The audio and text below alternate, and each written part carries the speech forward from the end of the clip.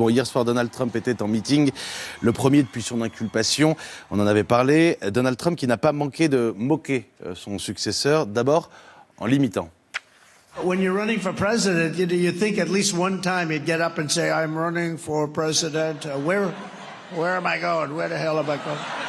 I want to get out. Oh, no, over there. Je ne sais même pas quel âge j'ai. Je n'arrive pas à le dire, ça ne percute pas.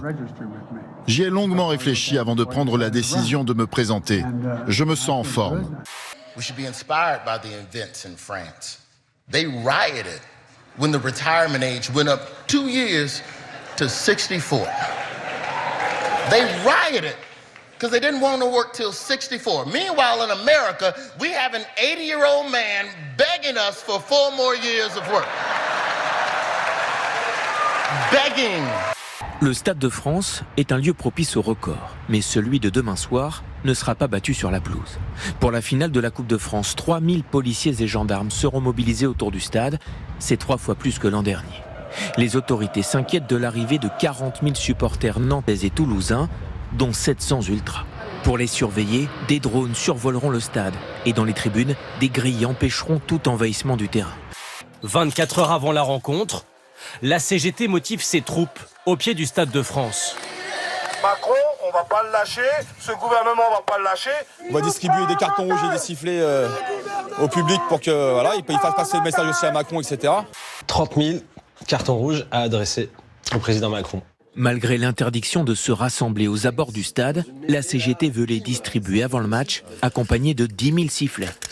Objectif, huer le président à la 49e minute, référence à l'utilisation de l'article 49.3 de la Constitution. Vu d'ici, c'est très équilibré. On pourrait presque scinder le plateau en deux, entre d'un côté ceux qui n'aiment pas Emmanuel Macron et de l'autre ceux qui le détestent.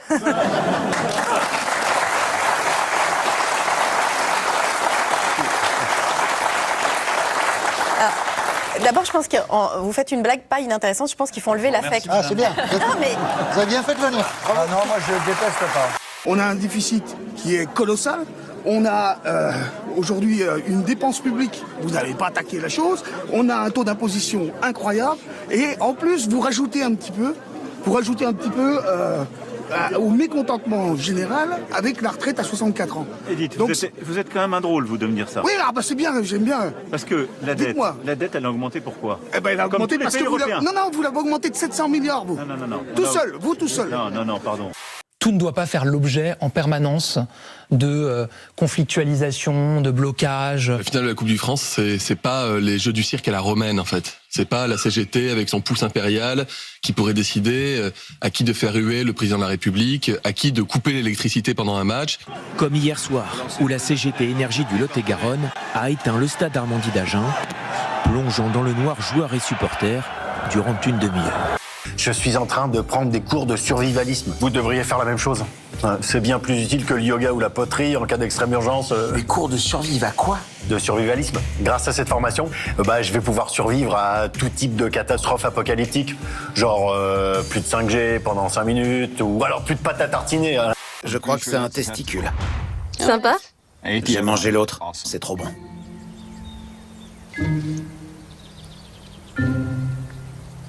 On dirait de l'huître. C'est une explosion de saveurs. Si la colère reste vive dans les rues et les sondages, la mobilisation s'essouffle après 12 journées de rassemblement depuis le début de l'année.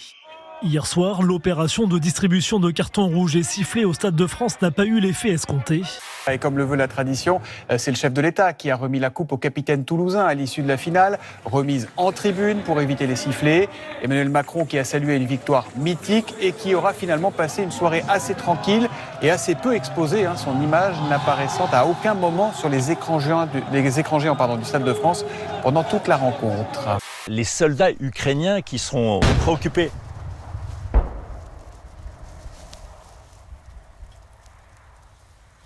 ongoing. 3, 2, 1, top. Et dans cette guerre, les soldats ukrainiens vont se retrouver souvent en face de paramilitaires. Vous avez genre une anecdote en tant que j'ai une anecdote, mais comptable dans les pompes funèbres. Alors il y a une personne qui est venue chez nous pour organiser ses funérailles à l'avance. Oui. C'est-à-dire que elle organise, elle prend son cercueil et toutes les prestations qui vont avec, bien entendu. Je fais une petite parenthèse, que c'est tellement joli à l'antenne parce que j'ai les retours. Vous n'êtes pas concertés, vous êtes tous les deux en chemise blanche. On dirait deux anges qui sortent du paradis. Non mais c'est incroyable. Je vous dis qu'il n'y a pas, vas-y, tends les mains, il y a pas de hasard. Il n'y a pas de hasard, il vous manque l'auréole. C'est marrant comme ça, vous avez un côté un peu gourou. On a envie de vous écouter. Oui, c'est ce que je fais un peu dans les paris. J'ai ma secte. Et la personne, donc, elle est pour signer son contrat. En fait, elle n'est jamais repartie chez nous. Elle est restée. C'est-à-dire ? Il est décédé sur place. Malheureusement. Mais non, crise cardiaque ? Ouais. C'est la dernière avant une semaine de vacances. Pour ne rien vous cacher, qu'on attend avec un peu d'impatience. Oui, mérité. Voilà, on va dire ça comme ça. On est un peu sur les jantes, ça fait... Mais ça se voit pas à l'antenne, c'est le principal. Non, ça ne se voit pas, j'ai pas plus bugué que d'habitude, pas plus confondu les noms de mes invités que d'habitude. Mais on est quand même heureux de finir en larmes. Ça va aller, ça. Il n'y avait aucun symptôme, rien. Aucun symptôme, non, il était jeune retraité. Donc voilà, donc ça s'est passé il y a quelques années en arrière, donc ça a été... Vous voyez pourquoi je vais jamais prendre ma retraite, Antoine? Vous voyez ce que je veux dire? Non, mais c'est comme ça. Il faut continuer. Passer du temps dans la nature réduit la tension artérielle, mais aussi diminue la dépression et l'anxiété. Alors comment est-ce que cela se traduit concrètement? Eh bien, au bout de 5 minutes seulement passées dans un espace vert, on mesure une baisse de la quantité de cortisol, ce qui est une bonne chose puisque le cortisol, c'est l'hormone du stress et qu'elle a tendance à favoriser les maladies chroniques et à réduire les défenses immunitaires. Nathalie Lévy, vous le savez, quand on est journaliste de terrain, il faut savoir garder la tête froide. Le ministre de l'Éducation nationale, Gilles de Robien, et puis Gérard Larcher. Gérard Larcher.